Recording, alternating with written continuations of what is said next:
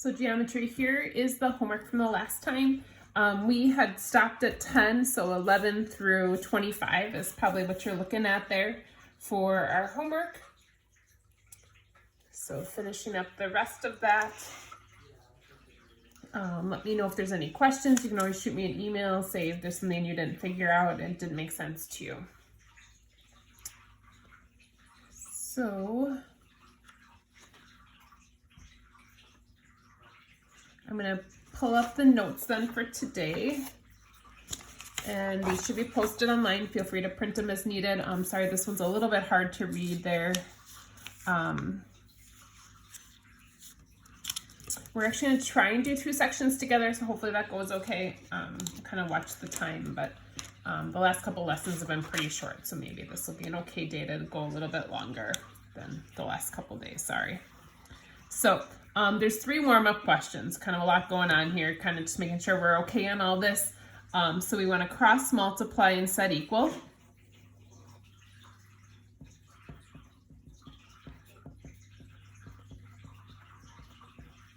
And I'm going to solve this by distributing. I'm going to bring the ends together, so I like moving the smaller end.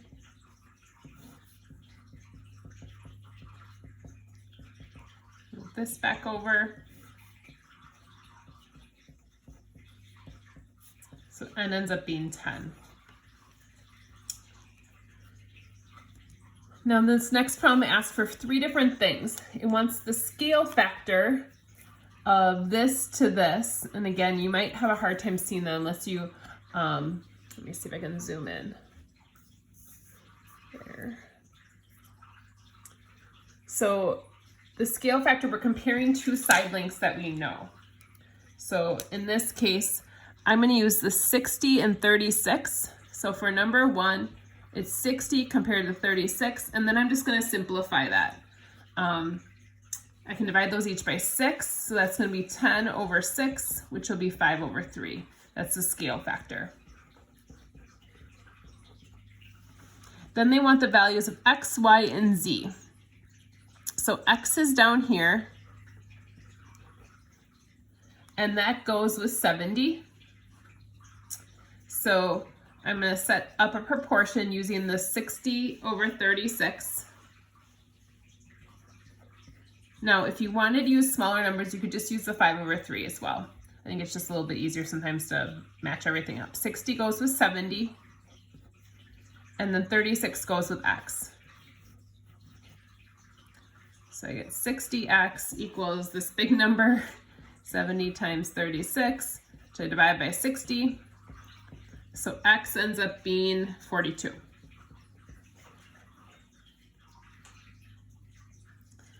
Then they want us to find y, which is over here.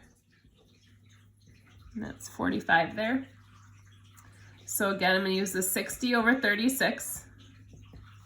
Now 60 goes with 45. And then 36 goes with y. So again, cross multiply.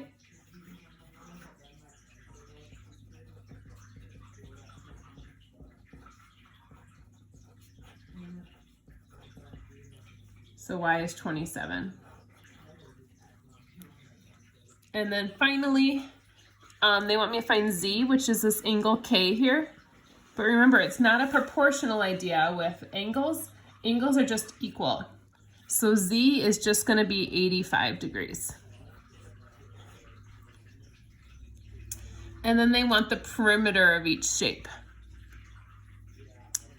Now, the perimeter should be proportional. And I think we should have enough information to find the perimeter though, because I know y is 27 and I know x is 42. So I'm going to add all these up. So this perimeter is 36 plus 27 plus 10 plus 42. That's 13.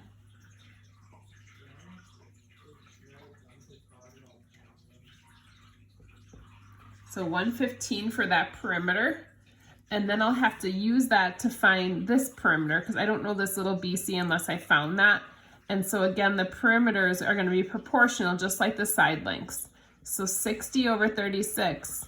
36 is in this shape, so this perimeter will go down here. And then we cross multiply and set equal. I don't have a calculator handy, so I'm going to stop for that right now with that. All right, this next one, I feel like we did one similar to this. They say AB to BC is 3 to 8. So this is 3 compared to 8. And then they want to know what AC is. So I'm probably going to find this first. So 3 over 8. 3 goes with 426. 8 goes with X.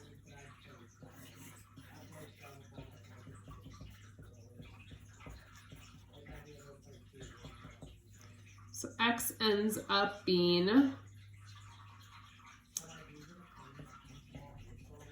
1136. And then if I want to find the whole thing, I have to add these two together. So AC is going to be 1562.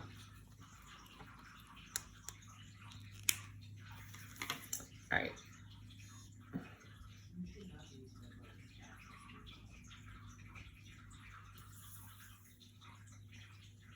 So we're going to get talking about this section. So today we're going to talk about some similarities. So like just careful that you're not confused with what we learned before with side angle. Side was talking about congruence. These are all talking about similarity. So these three rules, we never had an angle rule before because if I have two angles equal, the sides all have to be, or the triangles have to be proportional. So if two angles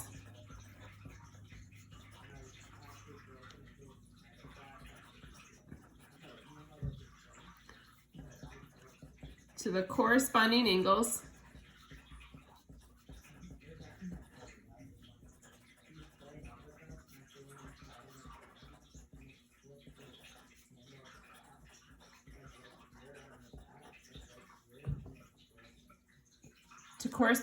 in another triangle, the triangles are similar.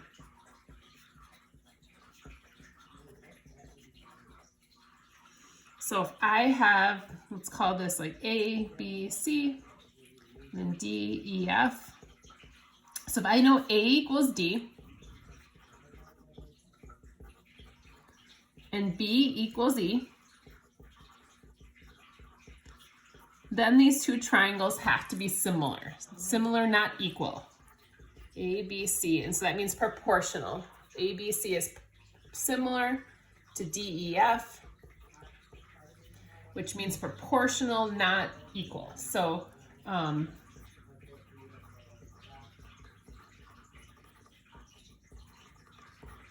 you'll have proportional sides.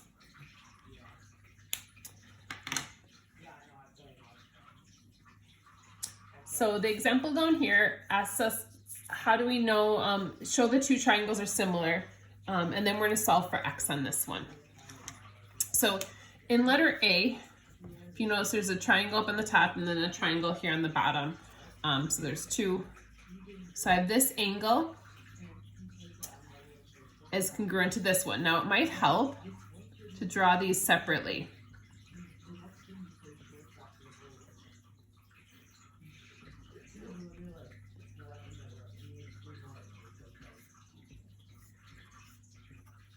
So we have 58 and 58. However, we also have this shared angle on the top. R is the same. So this would be angle-angle similarity because we have two angles that are equal.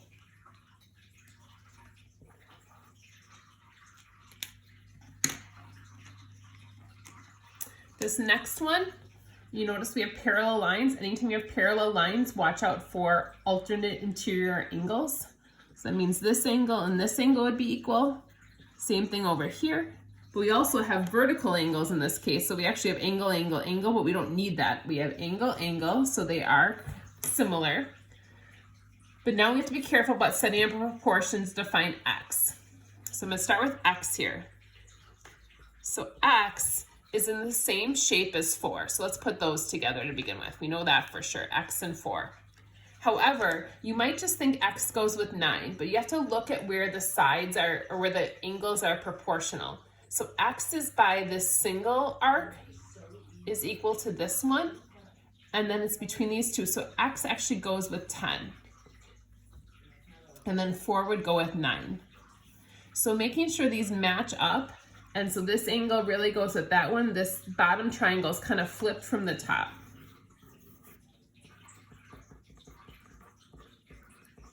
So x ends up being 4.4, about 4.4 repeating. All right, so I'm gonna stop. This is gonna be the first half of our video. We're gonna have a second half. So we will keep going with notes, but I'll stop the video right now and then go to the second half.